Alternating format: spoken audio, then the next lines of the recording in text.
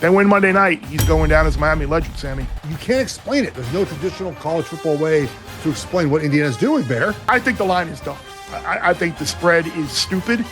It's like we're completely disregarding what Miami did to Ohio State. So I finally went against Indiana and got cracked. If Kyle Shanahan had the Eagles roster, would they be 20-0? I guess that's what the AFC playoffs look like when you don't have Mahomes, Burrow, or Lamar, right? He talks so much shit when he wins.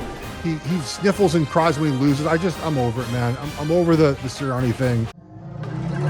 They did not profile like a 10-win team. They profiled like 7-win type teams. I can't wait to let 18 and 22-year-olds go through. I made a call, to Vegas. I said, look, we actually need the favorites.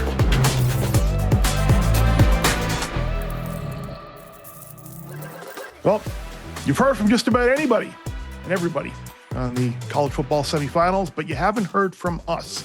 So now it's about time. Geoff, Sammy, we're about 4 or 5 days removed, depending on the day of the week. You're getting to this from the 2 semifinal games. One was a classic, and unfortunately, Geoff, one was not. I'm sorry.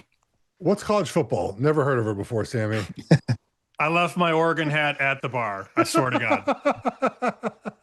Sammy at least was nice enough to send me a text before the game of him wearing an Oregon hat, and then never heard from him again. Just never heard any words from Sammy the rest of the game. It's so funny, guys. Like normally I get, Oregon has a big game and they win. I get like 100 text messages. I do appreciate that no one text messaged me, except for producer Taylor, who was distraught as I was about our result this past weekend. And I mean, look, geez, man.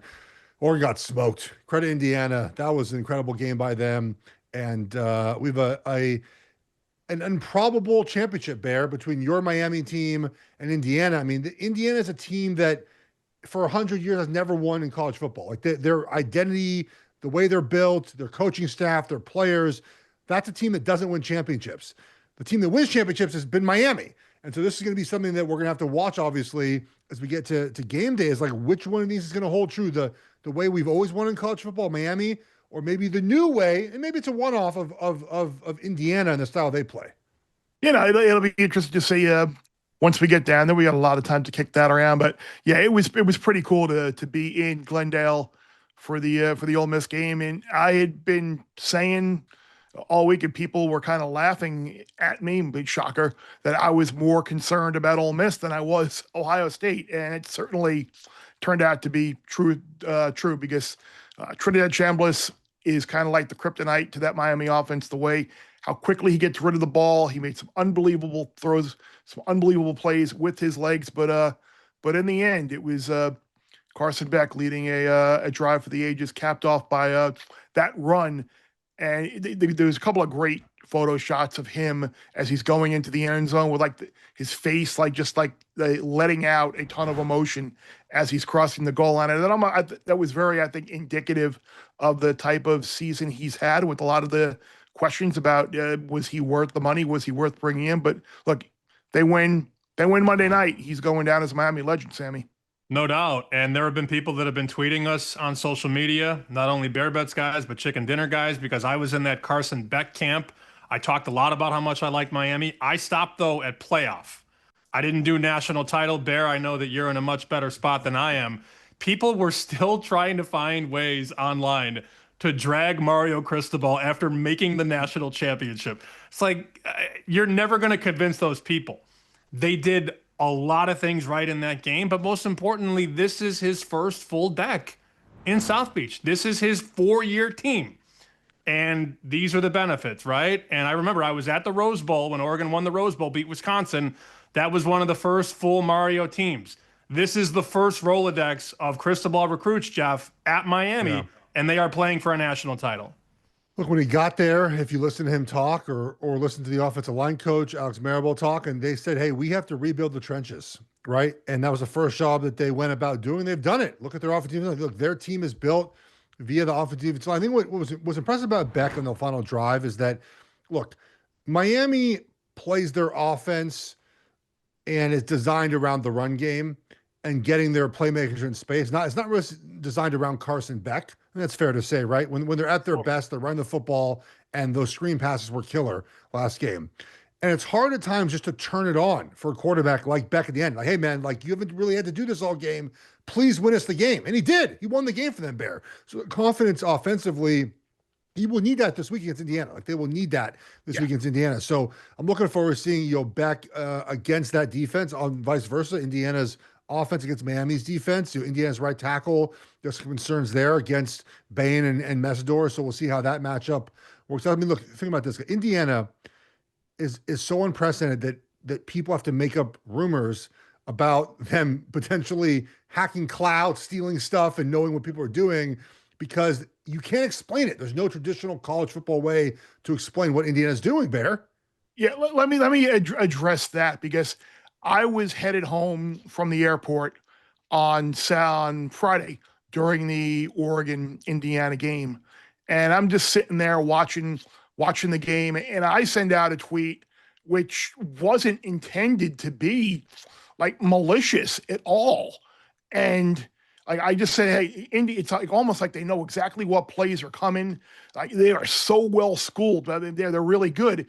And people like started like quote tweeting me and commenting. There was one guy who was like, "Oh yeah, they're hacking into the cloud. It's because they know what's coming." Someone else commented on like retweeted me. People are starting to catch on now, and I've made this way into a thread.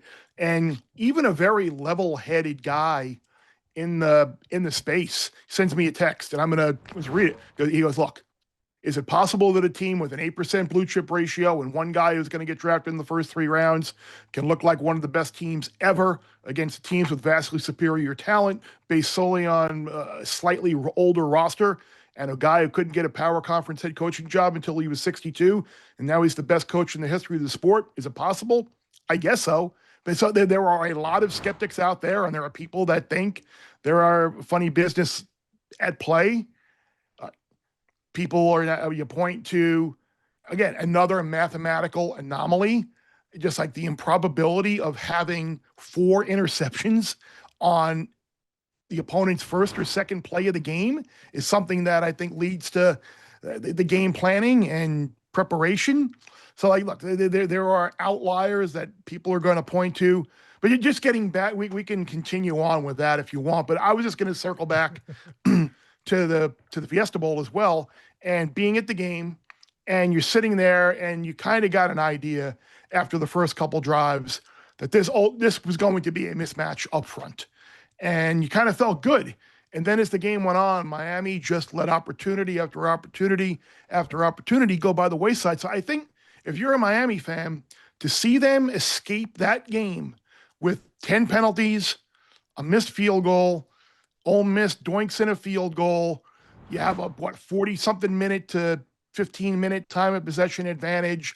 You had the tipped interception in the red zone. You dropped 4 interceptions. Everything that you possibly could have done to help Ole Miss win that game, you did, and you still came out and won. You've got to assume, Sammy and Geoff, that they're going to play a crisper game, because how they played against Ole Miss was not what they did in the first 2 games where they had a combined 4 penalties. Look, my biggest concern about the Miami style of play, Bear, is I coined this phrase from my buddy Dan Rubenstein. It's a lot of pickleball, where it's 4 yards, 5 yards, 3 yards, 4 yards, 8 yards, 7 yards. Like the offense leads itself to having breakdowns because they don't score fast enough and with enough explosive plays, right? And so you have one holding Bear, and you knocks you back to 2nd and 17, and the drive's like done, right? And so I think in this game, they have to try to find ways to get explosive plays in the end, which they don't allow, by the way. Because if you have long 10, 12 play, 13, 14 play drives, these are college kids still, man. They're going to make a ton of mistakes. And the more plays you have, the more mistakes are possible. And I hope for them in this game, they find a way to get some more explosive plays. I don't think you're going to score a lot of times on 12 play drives against Indiana. Score touchdowns, I should say. And so can they find some explosive plays in this game will be hugely important, because again, if you have a penalty or a weird play happen, then the entire drive is for naught. I'm glad our crew brought up the elephant in the room. This game is in Miami at Hard Rock, so this is a home game. I know you're going to have some corporate money there, and there's a lot of ticket sales being thrown around on social, but Miami couldn't have asked for a better scenario. You sleep in your own beds, you practice on your own field, you don't have to travel and you play in your own building. That cannot be undersold. I also, though, think with Miami, and Bear, you could, rally back on this. Their best games have been when they've been dogs. Their worst games are when they're supposed to win. It's like the expectation is somehow bad for Miami. I mean, they were awesome against A&M. They were a dog. They were a 7.5, 8-point dog against Ohio State. You're supposed to get blown out in that game. You win outright. Then you're supposed to win, and it's, uh-oh. And I know you were nervous, Bear, at the end of the game. I know you were thinking the worst was going to happen. I was. I know it. It's okay. The other thing on the other game, I'm having a little deja vu from 2019 because I did the same thing in 19 that I did on Friday. I was betting Indiana like all season, guys. And I was betting LSU all season with Burrow. I remember I had one of my biggest bets of my life on LSU against Alabama when Burrow faced Tua. LSU was catching 6 in the game, 6.5, and they beat Alabama. And then everybody got on LSU. And by the time we get to the championship, I'm like, nah, the porridge is too hot. The stove is too hot. And I took Clemson, and Clemson got blown out by LSU. So I finally went against Indiana and got cracked. And I hate it because I only didn't do it because I trusted my numbers and it was too popular. Nerd. Definitely nerd. Full on nerd there. Well, I think unlike that game here, Sammy, it feels like Indiana is the massive public side. This number opened it. I mean, there was 5.5 out there on a look ahead, and by now, by the time we were recording this, it's 8.5 everywhere. And I think I even saw Chrissy Andrews posted 9 at South Point. So, is 9 ultimately going to? I think the line is dumb. I think the spread is stupid. It's like we're completely disregarding what Miami did to Ohio State in a game that they never trailed, won by double digits. Look, it's not always about comparative scores or whatever, but look at the Miami Ohio State game, look at the Indiana Ohio State game, and I don't know, draw your own conclusions. But you hit on it, Sammy. If you look at Miami this year, I believe it's using the SP Plus numbers. Miami has defeated, I believe it is the numbers 2, 3, 6, and 10 teams in SP Plus, 4 of the top 10 teams in the country. And they were a dog in most of those games. And here they are, a big dog again. And it could not have gone any better from a psychological standpoint for this game for Miami. So, like I said, play your worst game that you potentially can play, and you win. And now it's, oh my God, Indiana scored 90 points against Oregon, and Oregon turned the ball over a million times and handed them 21 points with where they turned the ball over on the end, pick 6 in the first play, like everything. It's Indiana. Are they the greatest team? Look, maybe it means something, maybe it means nothing, but emotionally, psychologically, there is a lot of fuel to Miami's fire right now. We'll see if that ultimately matters or not. Yeah, I think from a number standpoint, it's a little high, but I try not to just rely on numbers. I mean, there is something to be said about the eye test in the playoffs, and we'll talk about that in the NFL. I mean, the wise guys got smoked in the NFL, and the guys who were just picking the better quarterback all won. But I think from an X's and O's standpoint, to do that for a second, and Geoff, I'll tee you up, even though you don't know ball and didn't play football. How's Miami going to handle it in the trenches? Like, can they go tit for tat with IU? If they can win. I mean, the right tackle for Indiana is going to be a problem in this game. Problem for Indiana or a problem for Miami? For Indiana. He was a problem in the last game. The thing is, here's the thing, is what is Miami defensively going to do to stop the back shoulder throws and the deep out and the deep comebacks, right? Because those throws are so good. Indiana's dropped 6 passes all season. They dropped 0 passes. And Becker's emergence has allowed them to get a third wide receiver in the mix now. Most teams don't have 3 cornerbacks or a third defensive back, essentially a nickel or safety that can cover a third wide receiver. So those matchups are I think that's the question. It's like, how do they, because Mendoza throws the ball very quickly. Like, he doesn't hold the ball forever. He gets the ball out now, avoids contact. Obviously, a little over 3 seconds, I think it is. Yeah, and then like he's able to run as well and be able to scramble and make plays with his legs when you don't think he's athletic enough to really do that. And so, yeah, if they can get him to hold the ball a little bit longer, that's where they have the opportunity to force him into mistakes, which he has to make. Look, it's not like Indiana's been perfect all year. They scored 13 points against Ohio State. They scored 20 against Iowa, right? It's not like they've been this juggernaut each and every game. when they're on, they're the best team in the country. I mean, they've strangled teams out now week after week after week. But if you can get them to slow their process offensively, you have an opportunity to really get after them. Again, I'm more concerned for Miami on the offensive side of the ball about how do you score touchdowns on these long drives every single time down the field. Yeah, I'm exactly opposite. I'm more concerned defensively because of what you said. The Xavier Lucas ridiculous targeting penalty late in the game where he's going to have to sit a half. That I think is a big deal. The health of Frederic and some other guys on defense. That's what I'm concerned about. What you said, the Indiana passing game. I'm not concerned at all about I think offensively. I know you were talking about what Dan Rubenstein says. Like I think they're going to control the line of scrimmage. I think they're going to run the ball at will, and I think that's going to be a way to that they can maybe get through that first half with minimal plays on the defensive side of the ball. So we have another show coming up Thursday where we can kick this around even more in depth. But moving on to the NFL, I guess that's what the AFC playoffs look like when you don't have Mahomes, Burrow, or Lamar, right? The games that we had in primetime on Sunday and Monday nights. Wow, yuck. I continue my trend of not winning a single NFL side. I'm very good at that. Props, great prop weekend. Bad side weekend, and bad, I think, for Sammy, me, and you, because we've been anti-Bears, anti-Patriots, sort of the whole season, and I don't know, not great for me and you, buddy. And guess what? I'm gonna hop right back on the train this weekend with the Rams and the Texans. I'm not gonna be stopped. I'll keep losing money betting against these two teams.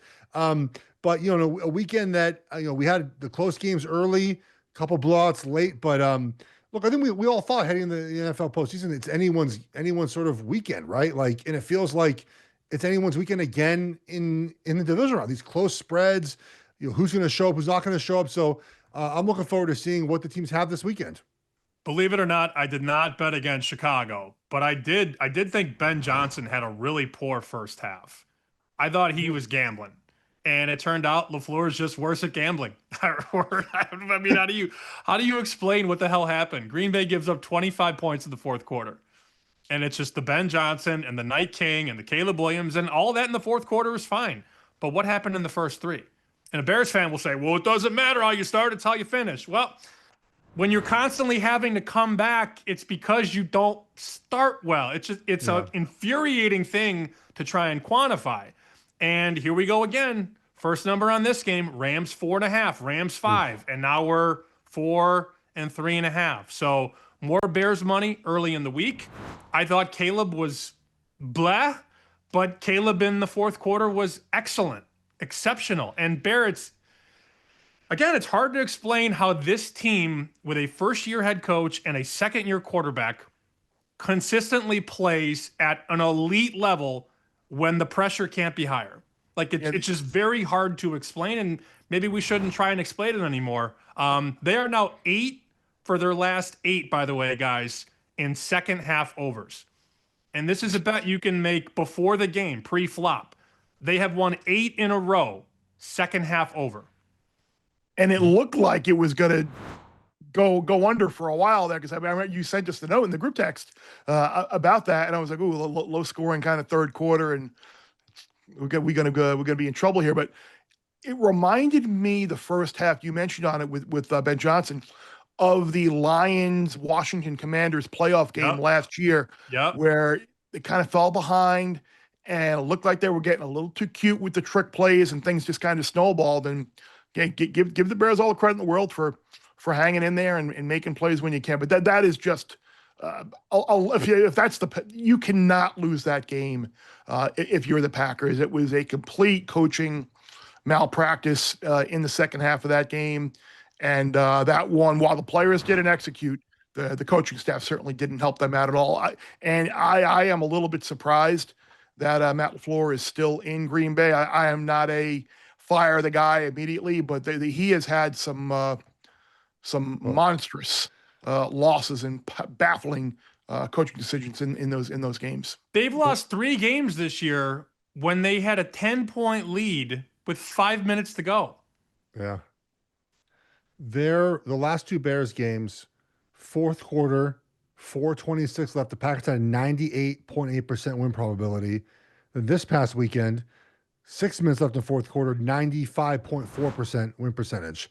And they just have routinely, the play calling was bad in the second half, didn't run the ball enough, tried to throw the ball too much. Jordan Love didn't play well. I mean, it seems like a masterclass how to lose. And look, Sammy, to the Bears' point, look, they've won 7 games this year where they were trailing under 2 minutes left. I mean, that's unprecedented to happen. They're a good fade team for next year, maybe, and maybe right now it's just what they are. This is the team they are this year. And they have a matchup this week against the Rams, who blow a ton of leads late. The Rams do this all season long. They tried on Saturday, that's for sure. This feels like a game where you can find Rams first half, Bears full game as a wager potentially, or just take the Bears at what, plus 13, 14 at some point in this game when they're down 17 points and make a furious comeback late in the game. The weather is going to be bad. It's going to be 0 degrees. I know the dome team going outside playing cold weather thing is like a real thing, and it has mattered. It didn't matter on Monday night. But I think Stafford, he's playing enough football now where the team will be fine, I think, in the cold. They run the ball. They're physical up front. I'm not worried about the cold so much with this team as I am other dome teams going on the road. Well, when it's, 2 degrees, the low, and it's with the wind chill -8, I don't care how strong you are. I mean, there's not many quarterbacks that can flip it through the wind. And at Stafford's age, I mean, he's got a good arm, but it's not what it used to be. There's not many guys that can cut it through -8 with the wind chill. But the other game that I think we should talk about, and I texted these guys, as we always do every day, when I saw the Eagles hit 6, I'm like, they're going to lose. What could possibly go wrong? They're not going to cover, and they're going to lose. And I did get a text from Vegas Rick earlier in the day. He goes, "This is really bad, Lane Johnson not playing." And I'm like, I don't know. And I'm not saying that's why it happened, but that doubt didn't help my Eagles' faith, I guess. And the drop passes and the penalties and you lay 3.5, 4 in a playoff game that touches 6. The team that's getting bet against, guys, doesn't usually win outright. I'll say that. AJ Brown looks like he'd be a good teammate, doesn't he? No. Guy you want in your locker room? He will no longer be in Philly. That they fired their OC today as well. No surprise there. I saw this tweet. I don't know where it's from, but it's certainly worth discussing. If Kyle Shanahan had the Eagles roster, would they be 20-0? And I think they would be like 19. I think they'd be 19-1, like 18-2. Like they would win the Super Bowl if you have a better coach with that team. Nick Sirianni does nothing. I don't know why he's still the coach. I know there's 9 openings right now. We'll talk about Tomlin in a second here. And maybe there's not a great option, but Sirianni, he had to fire both coordinators in 2023 because they were bad. He then hired Fangio and Kellen Moore. Kellen Moore left, obviously, after the season. Now, he's had to fire 2 OCs now in 3 years. He's not a good coach. Sirianni's not a good coach. I don't know why he's still there. He's just a puppet. He doesn't do anything. You can put a traffic on the sidelines and have just as good of a job as Sirianni does. I mean, Big Dom has a headset on during games. Like for what? Exactly, security director or whatever his title is. Because he's like head of culture guy too. So now you have a security guard head of culture. I just can't stand Sirianni. He talks so much shit when he wins. He sniffles and cries when he loses. I'm over it, man. I'm over the Sirianni thing. I'm not an Eagles fan. I mean, I don't really care, but I feel like Eagles fans are over it too. Where are we with Jalen Hurts? Like there was, I mean, I know they had some offensive line issues this year, and they had a lot, and certainly Saquon did not have the year he had last year, and they had receiver issues and locker, but he looked nothing like the quarterback that we saw last year in the Super Bowl and throughout parts of we were talking about him potentially being an NFL MVP type candidate. Like how much question, how many doubts do you think there might be as to is he the guy moving forward? I don't know that I doubt the player. I more so doubt the scheme and just the play calling, I think. But let's play this out. I did find it very fascinating that in like week 7 or 8, you had WIP radio in Philly like bench Hurts for Tanner McKee. I'm like, yes, that's logical. the answer. Very sensible. sensible. That's what you should do. I think Jeff's right, though. I mean, Kellen Moore showed a lot in New Orleans this year when they finally got everything figured out and guys were in the right places. And Chris Olave was 12, 15 targets in a lot of these games. And, you look at the Eagles games and like the best players aren't getting the ball. Barkley's fall off should be studied too, guys. I mean, this is another situation where a guy touches the ball, 400 times in the regular season and then just falls apart because the fatigue kicks in that next year. And he was hurt at the end of the game. He got banged up, went to the sideline, did come back in. But look, as somebody who sat here in August and said San Francisco is going to win the NFC, I never thought this was possible, given all the dominoes that fell along the way. Fred Warner, Bosa, Gross Matos, the rookie from Georgia, Mikael Williams. I mean, those are 4 day one starters that aren't on the field. But it's the coaching, the preparation, and the execution. I mean, those two guys, Shanahan, Saleh, that combo, it's the best in the league, and it's not even close. And then you throw in Pearsall, throw in Kittle. Ayuk. And I send out. Look, I know the votes are in, and whatever is going to happen in the Coach of the Year is going to happen in the Coach of the Year. But if you didn't vote for Kyle Shanahan to be Coach of the Year, like you voted wrong, and he's probably not going to win. And I hate to sound like I'm telling you what you should do or should have done, but when you look at what this Niners team could have been and the disaster it could, Purdy didn't play for how many weeks too? He had Mac Jones in there. Just the fact that they were in the mix to be the number 1 seed entering the final week of the year, just amazing. And we'll see. They're a big dog in Seattle this week, and they did open the practice window for Fred Warner, not going to play this week. Maybe could if they get to the NFC Championship game. So we'll see. Geoff, anything on the NFC, or we want to slide over recapping what we saw in Jacksonville on another basically Josh Allen superhuman type effort? How dumb am I for betting on Jacksonville? I knew better. I did anyways. I bet on Jacksonville. And what did we see in that game? We saw Trevor Lawrence revert back to Trevor Lawrence, right? Bad interception first drive. Dives too early on fourth. That fourth down changed the entire game. It would have been 14-3 most likely. Game would have been over. Not over, but it would have been tougher for Buffalo to come back. We saw one team in Buffalo who stuck with their game plan. Yeah, James Cook did not rush for a lot of yards. We're still going to try. We're going to be physical. We're going to stress it. We're going to play action pass. The other team had 8 carries for the 2 running backs for 99 yards through 3 quarters. 8 carries. That's it. 8 freaking carries. We saw a coach who, Sean McDermott's had problems in the past with game management. That wasn't a problem in this game. We saw a first-time playoff coach in Liam Cohen, I think, not coach as well as in previous games. And the Buffalo Bills look like a team that's been here before, that's done it. And Sammy mentioned to start with, if you just bet on the better coaching quarterback in all these games, that's who wins, right? It's that simple, right? And that's where we're at with Buffalo. And they're going on the road to Denver this weekend. They're live to win that game as well. They could also lose it. I mean, let's be very real. It's a coin flip, and that was sort of my thought process all along. I mean, as a Buffalo guy who just added more all season, I saw the roadmap in October, and we talked about it on Bear Bets. There's a chance that you're going to get to the playoffs with no Mahomes, no Burrow, no Lamar. And then everybody's going to realize, oh my God, Josh Allen's awesome. And that's where we're at now. So to knock me out and kill me, it's going to take Bo Nix, Drake May, or CJ Stroud. I'll take my chances, guys. Speaking of Drake May and the Patriots, that was I don't know what that was from the Chargers on Sunday night, but it wasn't good.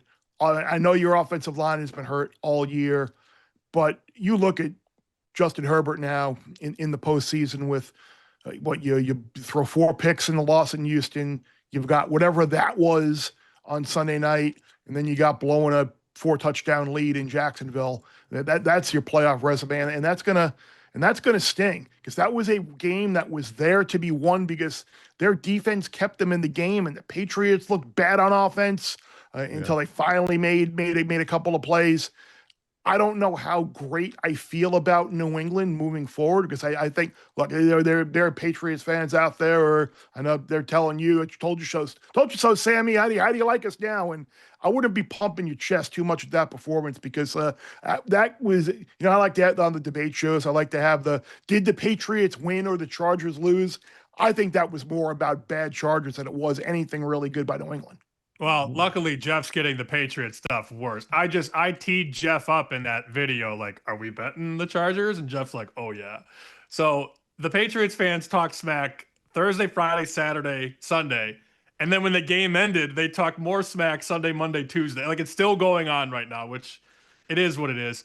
I was at Yacht Rock. I didn't watch a lot of it because they didn't show the game at Yacht Rock. They had to show 20 TVs that only showed the live feed of the Yacht Rock concert that we are all favorite at. Yacht Rock song. They did Baker Street as an encore. It was insane. Yeah, absolutely. Good. Great. I'm a I was going to say Lido it's either Baker Street or it's something by maybe Christopher Cross. They Salem. did. They ended with, they came back out and did Baker Street. And then they did, of course, because we're in Boston, More Than a Feeling, which was good. Baker Street was awesome. Careless Whisper was great. Lido Shuffle, Boz Skaggs. Bear, I tried to grease the bartender. I'm like, here's $40. He's like, I wish I could.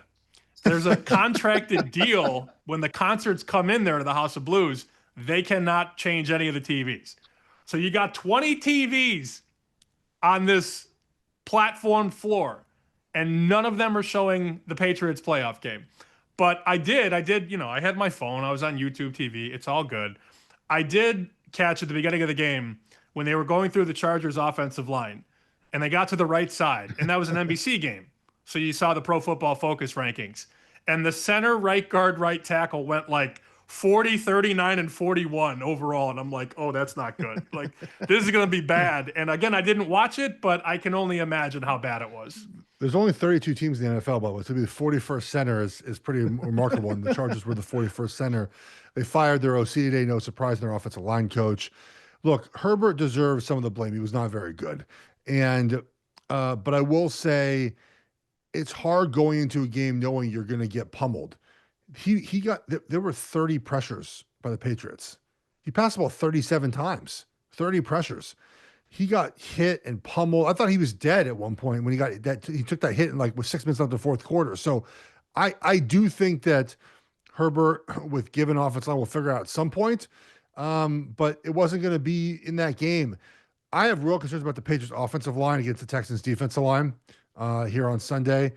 Herbert, number one in the NFL, most pressures faced as a quarterback. Drake Mays, too. The Chargers offensive line got dominated by the Patriots offensive line. Yeah. Did not play well against the Chargers. They got dominated. Really struggled. So now you have Will Anderson and you have Danielle Hunter and you got Rankins. Like you're in, to me, in a war. And they don't have to blitz either. Correct. That's the thing. And it feels like this is a game that I feel very comfortable with the under being in play. This feels like a 13-10, 17-13 type of game here where defense rules the day. I don't trust Houston's offense. I don't know why you would. There's no reason to trust their offense. And their defense is so good, I don't think New England's going to score very much. Well, and let's play that forward because we taped this on Tuesday. By the time we get to Sunday, you could have the potential for weather. In New England, you always have that chance. And then you're probably going to get more of those thoughts that are thrown out there Wednesday, Thursday, Friday. So at 41.5, I'm not saying I like the under, but I don't think it's going higher. I mean, we're already, 40.5 at Chris, 40.5 at Bet Online, a lot of 41s. If you have a 41.5 Bear, you might want to bet that ASAP. Yeah, that gives you a 27-14 type of game. You still get a win on that. Speaking of Houston, the team that they beat, Pittsburgh, and Mike Tomlin obviously stepping down earlier today after 19 years. Unbelievable run as Steelers head coach. Never felt like the Rooney family was going to fire him because that's not what they do. But it was almost as if Tomlin kind of read the room maybe a little bit and kind of really, you know what, it's been a run. Good time to head out. And moving forward, I guess you can look at it from a Tomlin standpoint. Is he going to get another coaching job? We'll see if he wants to coach again. Supposedly, there's some TV jobs out there potentially he could be looking at. But I just look big picture at the Steelers now. I don't know how great of a job this is. You've got a terrible quarterback situation. Your defense is bad. You've got a kind of an older roster. Like, I don't know, man. I don't know. I'm sorry. I'd say it's one of 32 jobs, and someone's going to want it and love it. But it could be a rough couple of years, and maybe that's what the Steelers need. Maybe they just need one of those bottom-out years where you can finally address your quarterback situation, because you've been in purgatory. You've been dealing with the Duck Hodges and the Mason Rudolphs and the washed up Russell Wilson and the washed up Aaron Rodgers. Bottom out, and then you're in a position to bring in a high draft pick. Here's my thing about the Steelers. Who are the young building blocks that you have to keep on this team? If you're a new coach, like these are the guys I'm building after. Aaron Rodgers, Aaron Herbig. Rodgers, Herbig, Cam Hayward. one guy, Not even real young guy, anymore. one real guy. No, that's the problem, right? It's an older roster that's aging, that doesn't have a future quarterback. So this job, look, the job is good because the Rooney's don't fire anybody. And they've hired one type of coach for 70 years, young defensive guy. So is that a Minter? Is that a Flores? Are they going back to that same way? They're going offensive guy. 9 jobs open. There's not 9 good coaches. There's not 9 coaches available that are good for these jobs. So I'm kind of curious to see where they end up. But it was time. Look, whether he voluntarily left or they asked him to leave or it was mutual, whatever it was, it had run its course in Pittsburgh. They don't win a playoff game since 2016. And they've been blown out, by the way, in a lot of playoff games as well. Yep. And so I think it's 5 or 6 straight, only team ever to lose like 5 or 6 in a row by double digits. And then look, they were losing 7-6, and I'm like, they're getting dominated. I know the scoreboard says 7-6, but this is a blowout somehow. It was a blowout, and it was a game where, again, like the Texans just kind of kept shooting themselves in the foot. I saw a pretty good tweet today that said I don't know how to explain this to someone not watching the game, but the Steelers are currently getting blown out by a score of 7-6. Yeah, I was sitting there. I felt like a complete idiot because remember when we had Will on earlier in the year and we were talking about NFL wagers, and one of the things we talked about the Steelers round of elimination, wild card round. Yes. And here we were thinking it was going to mean that they're playing either the Ravens or the Chiefs or the Bills. And here they are, they're playing the Texans. And I'm like, ooh, I can grab a 3 out there and maybe they lose by a field goal and I push or buy a hook and win. But so I did hedge a little bit of that plus 320 on the Steelers round of elimination lose. So I gave some money away, but yeah, that even when it was 7-6 and they were getting blown out, it was dominant. Like, wasn't there a little party that was like, oh my God, the Tomlin voodoo is going to do it again? Yes. TJ Watt, strip sack, touchdown. Like I was waiting for it. There were also some really heavy hitters in Vegas on the Steelers because they took the 3.5 and then that thing was sitting 3. There were a lot of money line parlays and spread parlays that rolled from the entire weekend into Houston. So the books needed the Steelers. The heavy hitters were on the Steelers, a lot of the guys that I talked to, and it didn't matter at the end, which is a different story, maybe for a different day. But I think Geoff nailed it on the big picture in Pittsburgh. They've been in football hell 10 years now, where you're not good enough to win the whole thing, but you're not bad enough to pick at the top of the draft. It's like the Cowboys are in that same position. You're not bad enough to pick first, but you're not good enough to win the Super Bowl, and they really have to figure out their direction. Yeah, I'm curious where they hire. I mean, look, no coach has been hired yet. There's rumors about Harbaugh with this team and that team, but now the Steelers job opens up. So now we look at the college ranks. I know Marcus Freeman said no to a lot of jobs. Steelers come calling. Is he saying no to Pittsburgh? So curious to see where these guys end up. Is that 9 jobs now, by the way? Yeah, 9 jobs are open. Yeah. Hey, Mike Tomlin, we got to spot Bear bets, man. That would be great. I'm all for that. What if Tomlin secretly low key knows the numbers well? That would be shocking. Come first day on the job, just pulling out just the gambling lingo. He takes out the gold sheet and it's going through. I'd be shocked. That would shock me, but it'd be worth having one on the show. Yeah, I'd love it. That'd be great. My wife would love it too. Speaking of numbers, look at anything that caught your eye so far, either at an NFL or college football playoff. Yeah, I mean, the Bills are in that teaser range again, and I don't know that we talked about it because we only did the one show last week.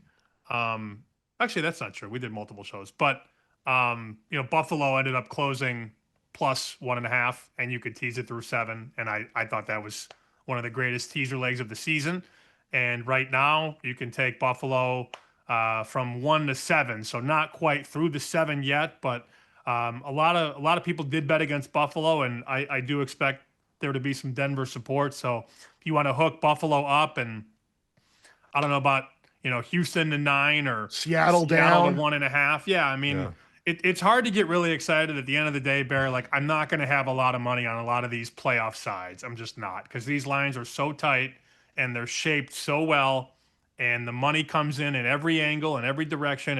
It's hard to feel extremely confident about a lot of these playoff games.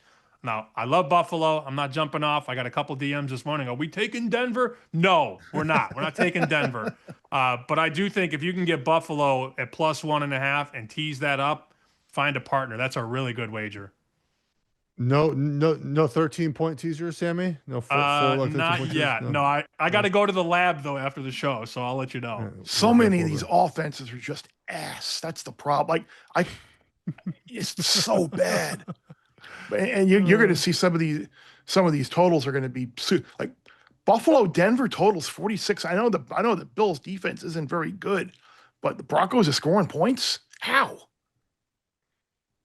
Right. I mean, they'll commit to running the football, which no one seems to want to do against Buffalo. Like Sean Payton will run the football 30 times. Like that's the path, Bear. No one wants to do it in Buffalo. I don't know why they want to run the football. I'd run the ball every play until someone makes me stop running the football. That's what they're going to run the football. It's so funny how that works. You're running the ball, and then the game's on the line. All right, let's put our inferior quarterback heads up with Josh Allen. That's what we should do in the fourth quarter. Good news, though, Bear. I was texting with Sal Capaccio, who covers the team in Buffalo. Ed Oliver back at practice. Yes. So that would certainly help the running game for the Bills defense. We think this Houston New England game. I think Houston +3 is a bet. Like, it's got to be. You touched it's 41.5 is the total. It's probably how you look at it too. But Houston +3 would be a bet for me. Jeff? I mean, sure. I was 0-4 in sides last week. Let's I'll go. bet Let's it go for 0 you. let's go 0 again this week. I think Houston's better, but I don't know, man. The Patriots keep losing me money every week. We got to keep getting Bears money. You think? I think that's got the weather, the Bears weather's story. gonna, We think the that's weather going to thing. keep. We think that's going to keep coming down because I see 4s, I see 3.5s. So like God, if the Rams lose this game, It's all lining up for Chicago. If it starts snowing sideways and it's -2, I mean, it couldn't get any better for Chicago than that. Seattle, San Francisco. I don't know if I want, even with the Niners being what they are, I don't know if I want to lay that many points because we keep waiting. I keep waiting for the Darnold pumpkin to show up, and it was still only 13. Was it 13-3 the other night? We'll see. We got plenty of time to kick it around later in the week. We'll be back. Bear Bets college football playoff final preview on Thursday. NFL playoff divisional weekend preview. I guess whatever the hell it's called. We'll be back with that on Thursday. Bruce and the Bear on Friday. So plenty of places still to dive a little bit deeper into what we just did now. So appreciate everybody for watching, listening, wherever you get your podcast information, Apple, Spotify, YouTube. For Jeff, for Sammy, we'll see you in a couple of days. Less you bet, the more you listen to it.